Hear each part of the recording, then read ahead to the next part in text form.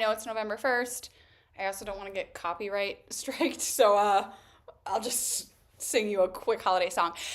Hello, welcome to the Rosè and Exposè experience. My name is Abby. I am a licensed therapist, and me doing these Rosè Exposè experiences are a way for me to talk about sometimes culty indoctrination and theology that's been really harmful for people.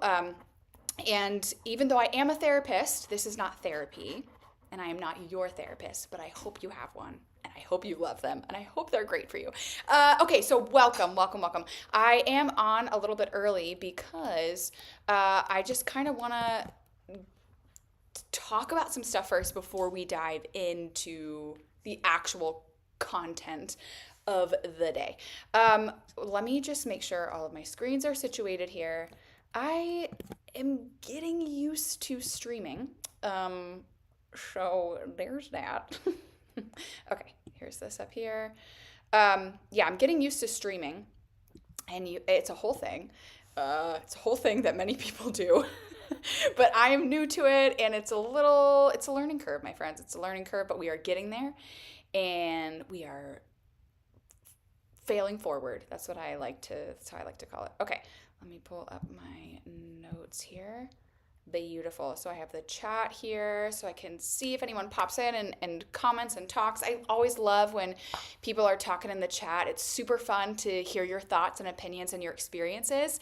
And I also interact with the chat too, so I can see what you're saying and I can respond to what you're saying, and it makes it more of a conversation, which is my goal for these.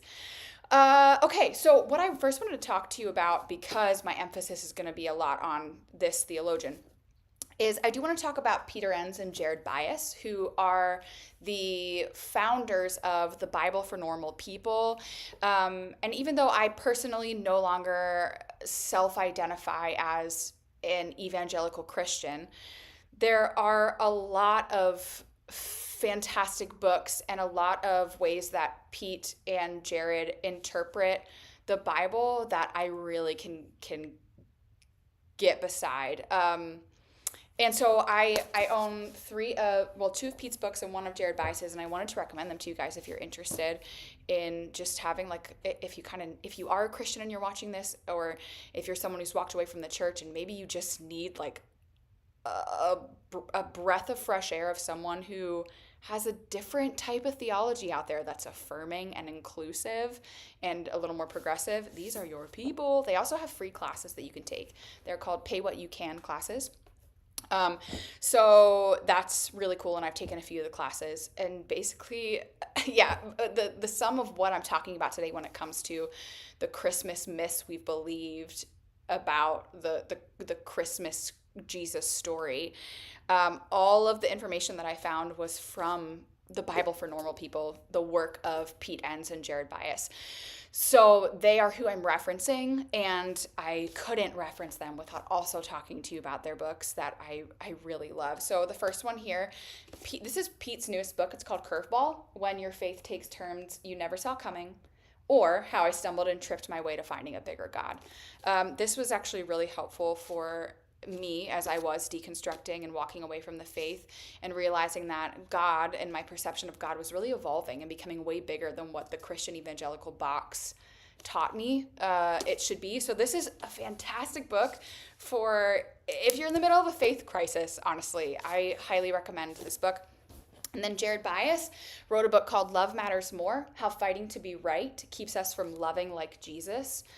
This was a truly foundational book right now, I think, especially with the upcoming election.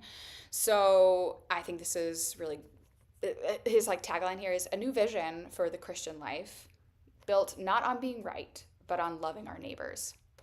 Love it.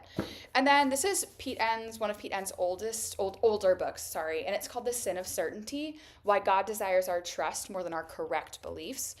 This was a really transformational book for me when I first started deconstructing, because when you're deconstructing, you really are questioning all of these beliefs that you grew up having. There's a fly. Get out of here, buddy.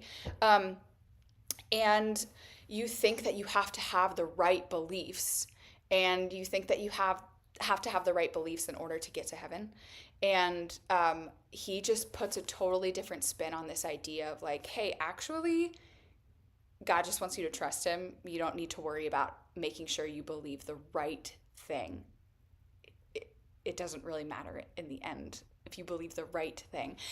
So this was really freeing for me. Highly recommend The Sin of Certainty. Those are my 3 books from them. But Pete, and I believe Jared has written more. Maybe this is Jared's only one. Let me see real quick. Oh, no. He also co-authored Genesis for Normal People.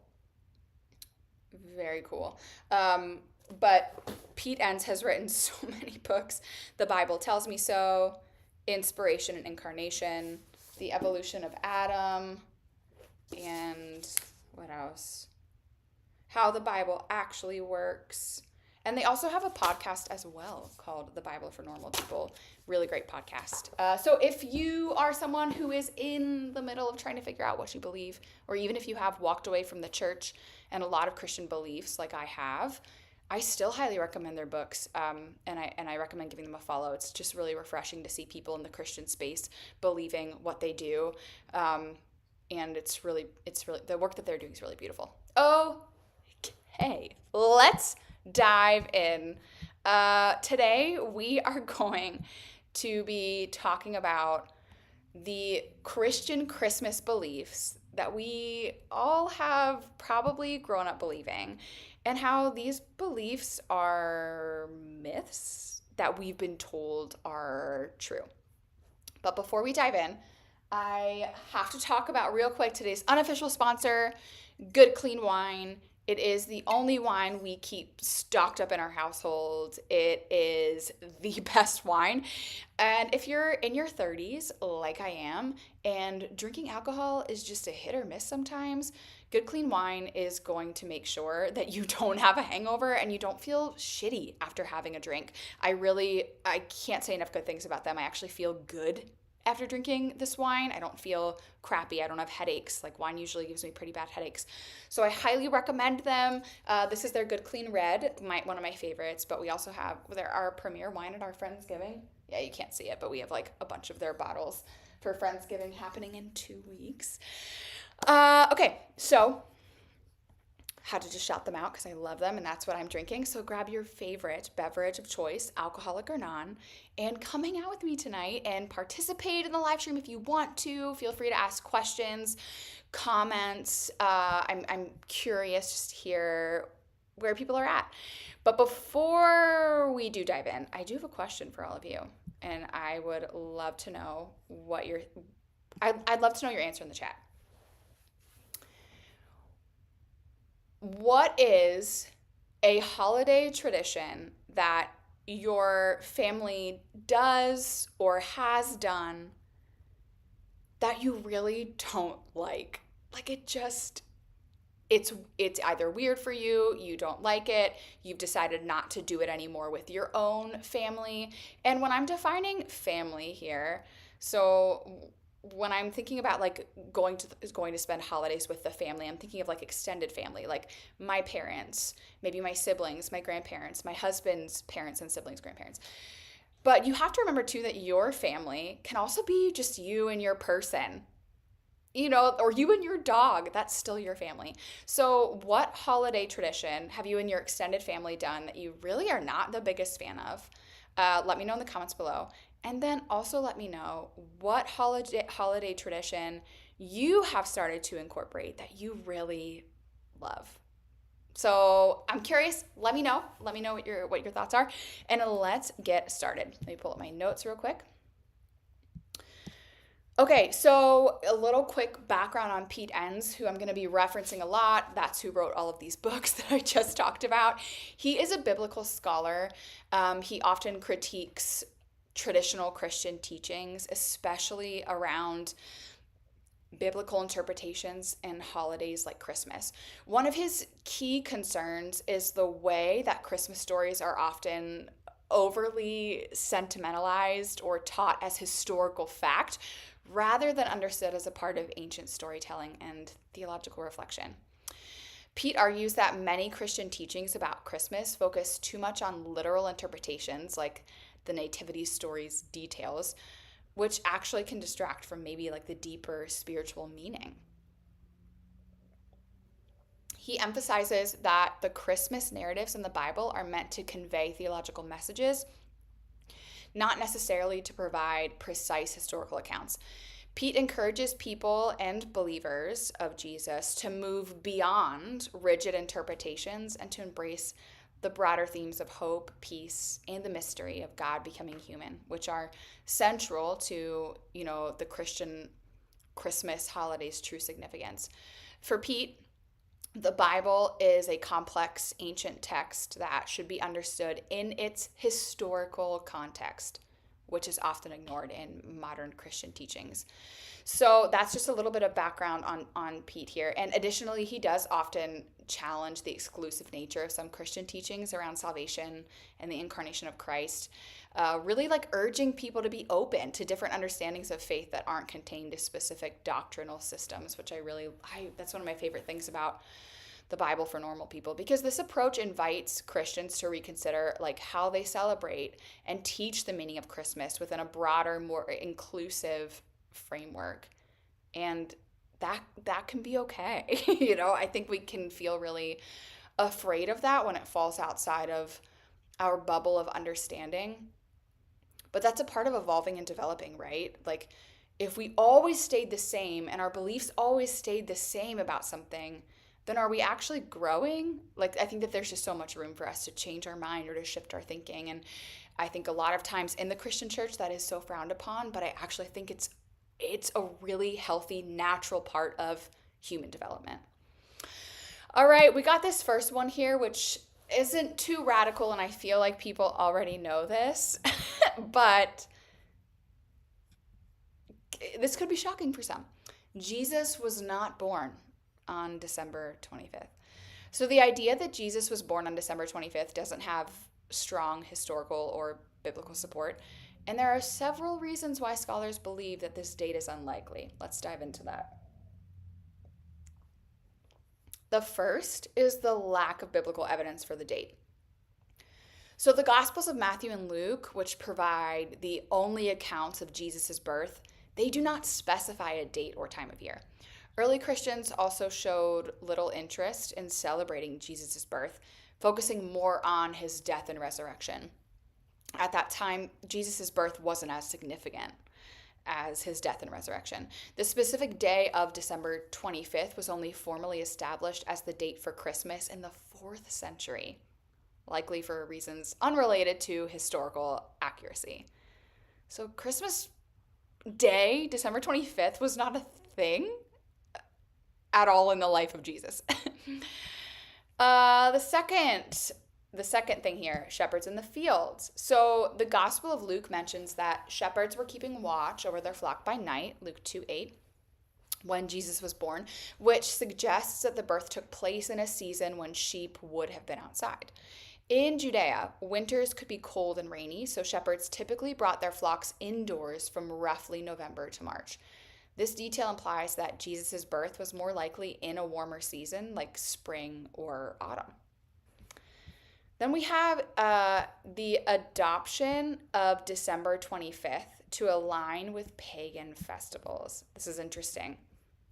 So scholars suggest that early Christians chose December 25th to align with popular pagan festivals celebrating the winter solstice, such as the Roman festival of Sol Invictus, also known as the Unconquered Sun, and Saturnalia, a time of feasting, gift-giving, and festivity.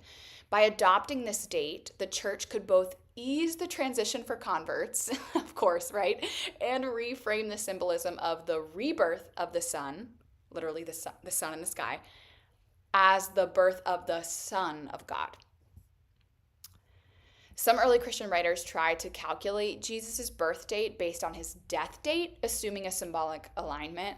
One theory, rooted in Jewish tradition, posted that prophets were conceived on the same day they died.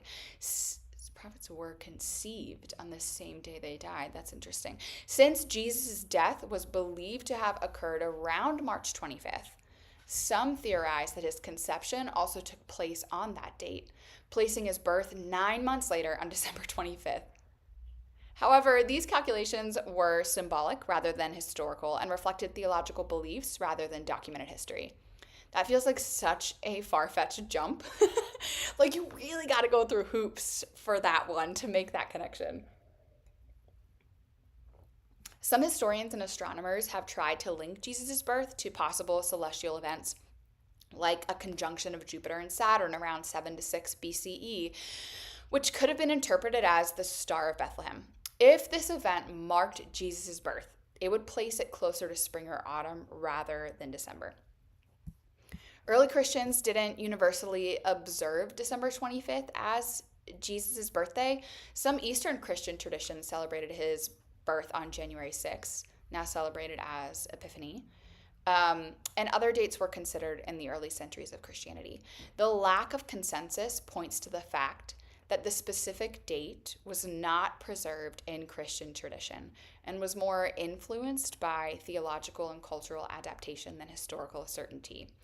So in summary, the date of December 25th was likely chosen for symbolic and practical reasons rather than historical accuracy, aligning the celebration of Jesus' birth with popular winter festivals and theological calculations, making it an easy transition for people who may have believed something different before being converted to Christianity. The historical evidence suggests that Jesus' actual birth likely occurred in a different season, possibly in spring or autumn. Pretty interesting. Okay, let's move on to the next one. Oof, this one might ruffle some feathers. Here we go. Jesus' birth was not the fulfillment of the Christian prophecy. That's a big one. Let me take a drink. The idea that Jesus' birth was the direct fulfillment of Old Testament prophecies is a common Christian belief. We all grew up believing that if you came from a Christian church. But we typically really emphasize this during the celebration of Christmas. However, this interpretation can be debated, especially when considering the historical and contextual background of those prophecies. Here's why some scholars, one of them being Pete Enns, argue that Jesus' birth wasn't the direct fulfillment of the Christmas prophecies in the way many Christians traditionally believe. So one of the first reasons is that there's actually a misinterpretation of Isaiah 7:14, like the virgin birth. The traditional view, which you and I probably grew up hearing, was that, from Isaiah 7:14, behold, a virgin shall conceive and bear a son. And that verse there, I'm sorry, there are like little fruit flies everywhere because of my wine. What the heck? We grew up believing that verse is a direct prophecy of Jesus' miraculous, like, virgin birth. But in its original context, this verse from Isaiah was directed to King Ahaz of Judah as a sign that God would deliver Judah from its enemies. The Hebrew word used in this prophecy is alma, which means young woman, not necessarily virgin. The prophecy is not explicitly about a distant messianic figure, but it's more likely addressing an immediate situation during Isaiah's time. Later, in the Greek Septuagint, I think that's the right word. Septuagint? I don't know how to pronounce that. If someone knows, write it in the chat or tell me later. But later in the Greek Septuagint, the word was translated as Parthenos, which can mean virgin, influencing later Christian readings. Because of that, some scholars argue that Isaiah 7:14 was about a specific event in the 8th century BCE and not a foretelling of Jesus' birth hundreds of years later.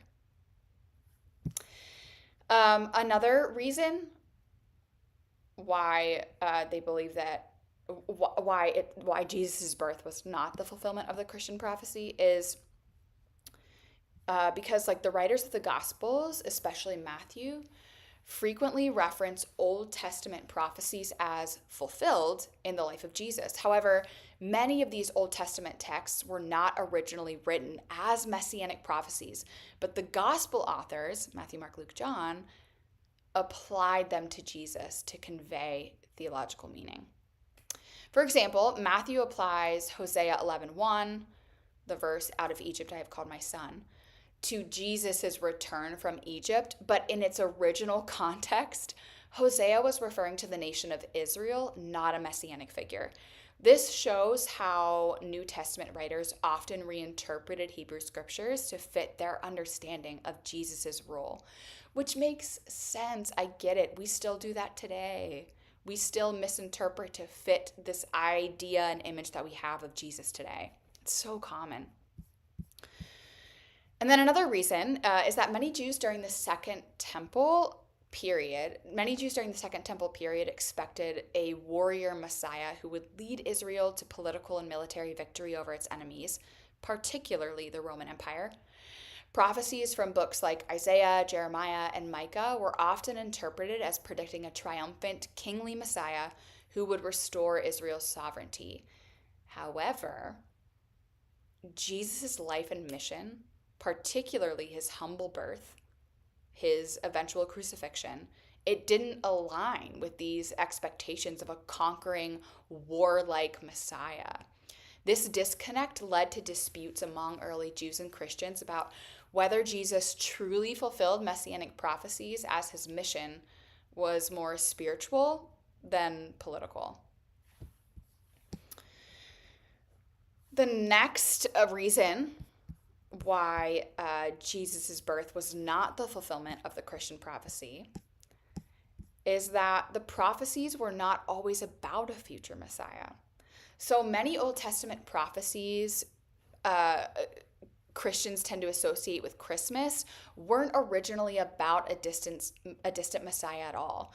For instance, the suffering servant passages in Isaiah 53, often linked to Jesus, may have originally referred to the collective suffering of Israel or another historical figure, not a future Messiah. While Christians interpret these passages as prophecies about Jesus, many Jewish scholars argue that they're meant to address Israel's role in history or immediate historical contexts rather than predicting a specific person born centuries later. It's important to understand that the New Testament writers were interpreting Jesus' life through the lens of their scripture. They used Old Testament prophecies to illustrate how Jesus fulfilled God's promises, but these were theological rereadings, not necessarily literal fulfillments of ancient predictions. In this sense, many of the Christmas prophecies were applied retroactively to Jesus by early Christians as a way to make sense of his life and death, because that's what we do as humans. We try to make sense of what we're reading and seeing and understanding. We are very categorical in that way. We do tend to put things into categories, and that's a part of who we are. It's a part of us making meaning out of things, and it's not necessarily a bad thing. But I think what happens is we do get so stuck on maybe like a story, like the Christmas story that we've heard, and we tend to believe like this is all true, it literally happened, and there's no room for us to actually explore like what the context of it was. So in summary, the prophecies linked to Jesus' birth in Christian tradition were not originally intended as messianic prophecies about a future savior. Instead, they were often specific to the historical context of the time in which they were written. The New Testament authors reinterpreted these prophecies to apply to Jesus, but scholars, like Pete Enns, encourage a more nuanced understanding of how these ancient texts were meant to function in their original context. The Christmas story reflects a deeper theological message rather than a simple fulfillment of ancient predictions. It's deeper than we think. Oh, this one is interesting. So the virgin birth was not unique to Christianity. The concept of a virgin birth or miraculous conception, it was not unique to Christianity, and it appears in various ancient religions and mythologies predating or contemporary with early Christianity. These stories, which often feature divine intervention and human conception, served as powerful symbols of divine favor, authority, or supernatural intervention. Here are some examples of virgin or miraculous births in other religious and mythological traditions, which I think are important to cover so that we know that many of the stories in the Bible, including the flood story, the creation story, were taken from like ancient religions and mythologies predating, so before Christianity. So one of these mythological virgin birth stories is in Horus in Egyptian mythology. So in Egyptian mythology, Horus, the falcon-headed god, was said to be born to Isis after she magically conceived him from her deceased husband Osiris. The story of Horus's birth involved divine forces that allowed Isis to become pregnant under extraordinary conditions, symbolizing her magical and life-giving powers, which echo themes seen in later virgin birth narratives. I don't know if any of you all have looked into Egyptian mythology, but it is so interesting. And it's Greek mythology is really fascinating. Roman mythology is also very fascinating. But what's super fascinating to me is Egyptian mythology. It's really cool. So if you've never read a book about Egyptian mythology or listened to a podcast about it, you should check it out. Oh shoot, there was a Marvel show. Oh my gosh, I watched it with Paul. I loved it so much. Shoot, what's it called?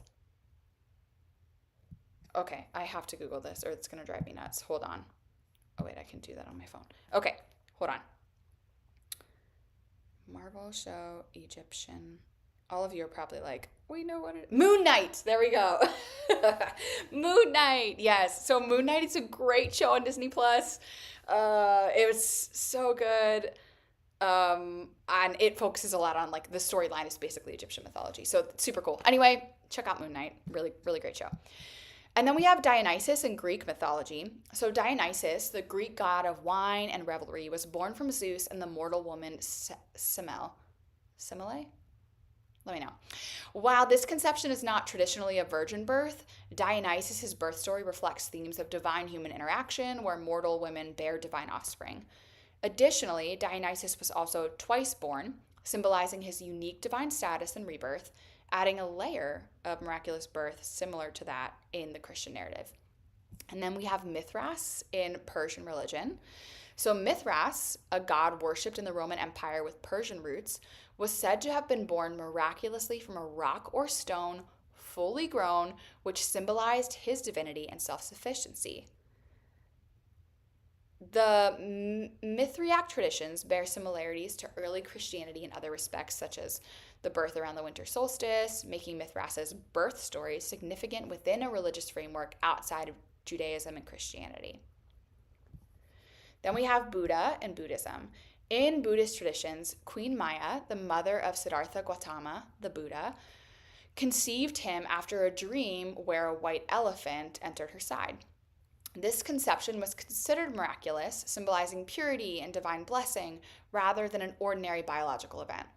This story predated Christianity. This story came before Christianity by several centuries and aligns with themes of divine selection and blessing seen in various miraculous conception narratives. So these myths and religious traditions often placed importance on miraculous births to highlight the divine nature or destiny of a figure, setting them apart as special or chosen. For early Christians, the story of Jesus' virgin birth served a similar purpose, signifying divine approval and underscoring Jesus' unique relationship with God.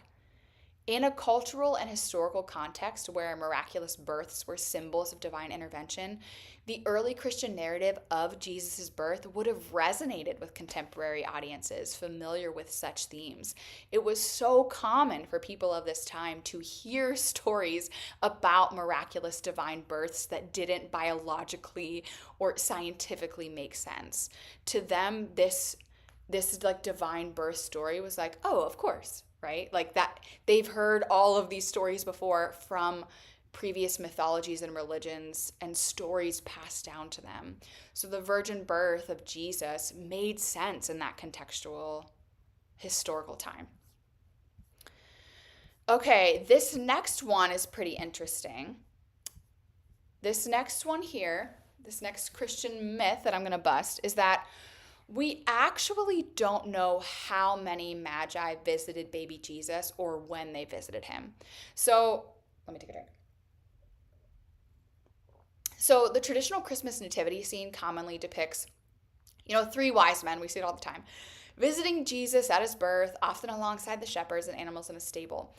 However, biblical accounts and historical contexts indicate that this event likely probably did not happen as portrayed. So in the Gospel of Matthew, the wise men visit Jesus after his birth, following a star that leads them to Bethlehem. We've all heard it. However, it does not specify that they arrived on the night of his birth. Instead, the term used for Jesus in Matthew's account is child. Greek, I'm going to fuck up this Greek, but Greek being paidion, which can suggest he was no longer an infant. Some scholars believe Jesus could have been as old as 2 years old at the time of the Magi's visit, especially since King Herod later orders the massacre of male children under 2 years of age based on the timing of the star's appearance. The Bible also never actually states the number of magi. The assumption of 3 comes from the 3 gifts that are mentioned: gold, frankincense, and myrrh. However, Eastern Christian traditions sometimes suggest up to 12 magi, and early texts don't specify their number, names, or status as kings. The term magi refers to a group of wise men or astrologers from the East, likely from Babylon or Persia, who studied the stars and were drawn to Judea by the astrological phenomenon they associated with the birth of a king. That's so interesting to me. I think that's just so interesting. And then, so the Bible describes the Magi finding Jesus in a house, not a stable. I know we commonly hear the story about Jesus being in a stable. This detail implies that Mary and Joseph had moved from the stable where Jesus was born and were living in a more permanent dwelling by the time of the Magi's visit. This setting definitely contrasts with the original nativity scenes that depict the wise men arriving at a manger with the shepherds. And we hear both of those stories from, the blending of the accounts found in Matthew and Luke.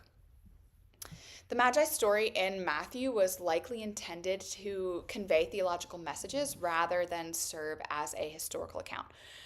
Early Christians may have viewed the wise men as symbolic figures representing the recognition of Jesus' significance by the Gentiles, because they came from lands so far away just to honor him. This symbolic reading aligns with Matthew's goal of portraying Jesus as a figure of universal importance, reaching beyond the Jewish boundaries of the day. So that's just a little fun facts about the wise men. Okay, this one people probably might already know as well, but I think it's important to talk about because I hear so many people say, why do people celebrate Christmas if they're not even a Christian? Here's why. Christmas was not always a Christian holiday. Christmas, as it's celebrated today, incorporates traditions from a range of ancient winter festivals and religious practices that predate Christianity. The specific choice of December 25th, many holiday customs, and then the general festive atmosphere all have roots in non-Christian traditions. One of them being winter solstice celebrations. So many ancient cultures celebrated winter solstice festivals, a time symbolizing the rebirth of the actual sun in the sky as the days began to lengthen. And in Roman culture, December 25th fell close to their winter solstice celebrations, which were filled with gift giving and feasting, all the typical things we kind of do on Christmas. Similarly, Norse and Germanic peoples celebrated Yule, a winter festival that involved decorating with evergreen plants and lighting fires to signify life and endurance through the winter, customs that were later integrated into Christmas celebrations. And then we have the Roman festival, Saturnalia, which we kind of covered a little bit. That was held in mid-December. It was a time of merriment, exchanging gifts, social gatherings where slaves and masters share feasts, which is a big deal in Roman culture. Saturnalia was one of Rome's most popular holidays, celebrated with lights, greenery, and a break from regular work. When Christianity began to spread, church leaders repurposed many elements of Saturnalia to appeal to Romans accustomed to winter feasts, thus incorporating festival elements that persist in Christmas today. Early Christians didn't originally celebrate Jesus' birth. We also touched a little bit on this, but let's dive a little bit deeper. By the 4th century, as Christianity became the Roman Empire's dominant religion, church leaders chose December 25th for Christmas, and that was a strategic decision that aligned with existing pagan festivals like Saturnalia and the birthday of Sol Invictus, the unconquered sun. So scholars suggest that this helped make Christianity more palatable to pagans familiar with winter festivals while reinterpreting the season's symbolism with Christian themes. So it was a way to combine these things just to make the transition really easy. In medieval Europe, Christmas absorbed even more non-Christian customs. For example, there was wassailing, which is an English tradition of singing and drinking to health. Amen to that. Decorating with holly and ivy, and the Yule log, all stemming from ancient pagan practices. These customs, which also included like local folklore and superstition, it became almost like this inseparable part of Christmas as the church sought to incorporate and Christianize local traditions, which ended up creating a hybrid holiday of Christian and folk elements. And then we have modern Christmas as a cultural holiday. So then by the Victorian era, Christmas evolved further into a family-centered, gift-giving holiday, incorporating elements from literature like Charles Dickens' A Christmas Carol, emphasizing like generosity and togetherness over religious observance. In the US, Christmas transformed into a largely secular holiday by the 19th and 20th centuries, and people of various faiths, or none at all, celebrate Christmas. Today, Christmas in many parts of the world is seen as both a religious and secular event, celebrated in ways that include its Christian roots, as well as centuries of cultural adaptation. Through these layers of history, Christmas has become a complex blend of Christian and pre-Christian traditions, with its celebrations shaped by cultural exchanges, religious adaptations, and evolving social values. If you are not a Christian, or if you are of a different faith other than Christianity, or if you are a Christian, or if you don't believe anything at all, you can still celebrate Christmas, okay? This next one is also interesting too, this next myth. So Mary and Joseph were not rejected from the inns. Remember how often we were told that like Mary and Joseph went around knocking on inns and they were told that they have no room at the inn for them? Yeah, it's actually not true. So the common portrayal of Mary and Joseph being turned away from multiple inns on the night of Jesus' birth is likely a misunderstanding of the biblical text and historical context. So here's one of the reasons why. The meaning of inn. So in the Gospel of Luke, the word translated as inn, which is, I'm going to butcher the pronunciation, but hopefully I nail it a little bit, kataluma, it more accurately refers to a guest room rather than like a commercial inn. So scholars point out that the term used here for inn is not the typical word used for an inn where travelers lodged, which would have been pendochion, used elsewhere in the New Testament, such as in the story of the Good Samaritan. Kataluma likely referred to a guest room within a private home, suggesting that Mary and Joseph were staying with family, but found no space in their relative's guest area. Hospitality was a highly valued cultural norm in first century Jewish society, especially during the time of a census when travelers would rely on family connections. So, this makes it unlikely that Joseph, returning to his ancestral home of Bethlehem, would be completely rejected by family. Instead, the overcrowding due to the census may have meant that there was no suitable space in the family's main quarters, which forced Mary and Joseph to stay in a separate area where animals were often kept, possibly on a lower level of the home. Many homes in ancient Palestine had a main living area and then a lower section where animals were sometimes brought in at night for warmth. So, this arrangement provided a convenient place for a manger, making it plausible that Jesus was born in a section of a relative's home designated for animals rather than in a public stable. Jesus' birth in a manger doesn't imply Mary and Joseph were relegated to a stable by strangers, but rather that they made do with available space within a family setting. The idea of Mary and Joseph being rejected from multiple inns, it was popularized much later, largely through dramatizations and nativity plays and art, even children's books. And these interpretations often depict an innkeeper refusing them room, adding this dramatic tension to the story, making you think like, oh, they don't know who they're turning away, right? So this notion of rejection was then further emphasized by translations and the Western understanding of inns as commercial establishments, leading to a lasting but inaccurate portrayal of the nativity narrative. So Mary and Joseph were likely not turned away from any inns.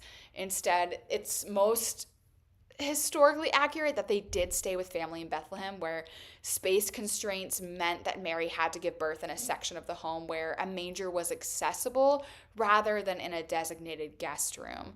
So this understanding is more consistent with the text of Luke and the social norms of ancient Jewish culture. So those are just some fun Christian Christmas myths that we probably all have grown up. We probably all grew up believing those myths. And when I found out that those myths weren't true, I remember it being kind of like, oh, holy shit. That's pretty wild that no one fact checked this. Like, my parents didn't fact check it. My church leaders didn't fact check it. And maybe some of it's like inconsequential. But for someone like me who I am very passionate about understanding the history of something, especially theology, and I want to know where it came from, where its origins were from. How do we know this? Is this correct? Do we have room for it to be incorrect? That really, really matters to me. And I'm not someone who can just accept theological truth because I'm told that it's true. It's probably not true for other areas of my life. I'm sure I do accept truth when I'm told it's true. But when it comes to theology, I'm very, and it's probably because of my own religious trauma, I'm now very into like actually figuring out the root of where did we hear this? Where is this coming from? And that it's just something I'm really passionate about on the side. So this was a quick Rosè Exposè experience tonight. And this is probably going to be the last R&EE until after the new year, actually. I have some traveling coming up where I'm seeing some fabulous friends in New York City who I love so, so much. Tabby and Rory, my beautiful, beautiful BFF Kyla. Also, so many other people are actually heading up to New York City around that time too. So it's going to be really cool to see so many people that I love next week. And then just with the holidays coming around, lots of traveling. We're going to a Penn State game. Just lots of fun people stuff with people that I love. So this will be the last R&EE before the new year. But I don't know. I might do more Therapist Reacts videos. Those are really fun for me to do. They're also really easy because I don't have to prepare for them. Therapist Reacts videos are done in real time. I just did one on Girl Define's thoughts on purity rings and purity culture, so you can check that out on my YouTube page. I did that one live yesterday, and that was really fun. And so for ones like these, for R&EE, I do have to do a lot more research, and it does take a lot more time, which is totally fine. I think they're so helpful, but it's definitely more time consuming. So that's why I can only really do like one of them a month. But with Therapist Reacts videos, I think I can do those multiple times a month because they're just a lot easier to get out because I'm reacting in real time and I don't have to prep for it. So with that being said, Stay tuned for potentially more Therapist Reacts videos this year in 2024. And I'm so glad you could join me today. I hope you found this interesting. And now you have some really fun facts to bring to your holiday gatherings where your family can now question your entire salvation. So I'm just here to make Christmas a little bit easier for you. Sorry. Oh, it got so dim. I just now realized I had it on. Maybe the YouTube camera's a little different, but it got kind of dim here. Anyway, I will see you all in my next video. And go ahead and check out at abby.the.therapist on Instagram for more religious trauma content. I talk a lot about religious trauma, indoctrination, and culty beliefs within the Christian church. So feel free to check me out on Instagram. That's where I'm most active. And I will see you all again. I hope you have a great holiday, however you choose to celebrate. And thank you so much for being here.